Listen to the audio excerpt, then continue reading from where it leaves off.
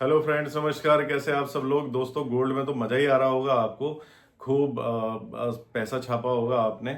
और कंटिन्यू पैसा जो प्रिंटिंग है, जैसे अमेरिका डॉलर छापता है, तो ऐसे ही आप पैसे छाप रहे हैं गोल्ड के माध्यम से।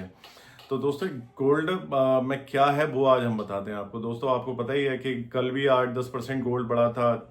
और फिर आज भी 6-7% बढ़ गया। तो टोटल जो उसकी वैल्यू आ रही है 1,81,000 आ रही है पर ऑन्स। तो यानी पर 10 ग्राम।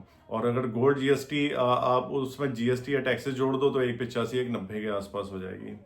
दोस्तों, ये इतनी सारी पैनिक क्यों मच हुई है गोल्ड में? उसके ना कई सारे रीजन हैं। एक आप ये देखो, डी डॉलराइजेशन कंटिन्यू है। अमेरिका में स्लो डाउन आया था। अमेरिका की जो एजेंसी है फिंच, उसने अमेरिका की जो रेटिंग हुआ करती थी AAA, तो उसने उसे AA कर दिया, मतलब AA कर दिया है, रेटिंग घटा दी है उसकी। उसकी जो फेड के जो चेयरमैन है जियोम पवेल, उनसे उसकी अनबन हमेशा रहती है। टैरिफ उन्होंने वर्ल्ड पे बहुत लगाए रखे हैं, जिस वजह से मार्केट में अनस्टेबिलिटी है। सभी को ये लग रहा है कि वर्ल्ड में एक वर्ल्ड ऑर्डर नाम की कोई चीज नहीं है, सब अस्त व्यस्त है, हर कोई अपना अपना देख रहा है। जो पहले एक दूसरे के साथ वर्ल्ड मिलके चलते थे कि आप भी जियो और जीने दो वाला नारा होता था, लेकिन आज वो नहीं है। अमेरिका फर्स्ट उनकी नीति चल रही है। तो ट्रम्प टैरिफ लगा रहे हैं और वार वाली स्थिति कंटिन्यू है। आप ये देखो, ईरान पे भी बार की कभी भी वॉर हो सकती है, अमेरिका की तरफ से, इसराइल की तरफ से। अमेरिका के तो युद्धपोत वगैरह सभी पहुंच गए, अब्राहम लिंकन।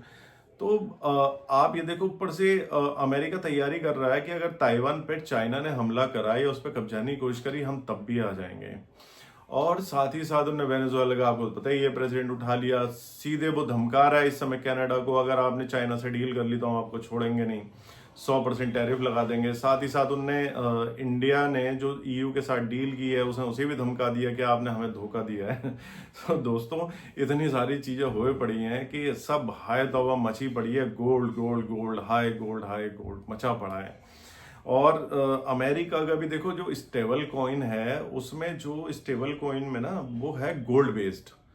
गोल्ड को अंडरलाइंग एसेट रखा जाएगा। तो अमेरिका में भी जो वो कंपनी गोल्ड है, वो इसलिए अपने पास वो भी खरीद रहे हैं जिससे कि उनका जो स्टेबल कॉइन है, कम से कम वो स्टेबल रहे और लोग उसे भरोसा करें। इंडिया में भी वो आए थे कि आप हमारी उसे क्रिप्टो करेंसी को आप उसे एक्सेप्ट करें, लेकिन इंडिया ने उस पर कोई रिप्लाई नहीं दिया। तो दोस्तों, मुझे तो ये लगता है कि जो गोल्ड का बुल रन है ना, ये 2030 तक कंटिन्यू, 2029-30 तक कंटिन्यू चला रहेगा। आप ये देखो, जो कनाडा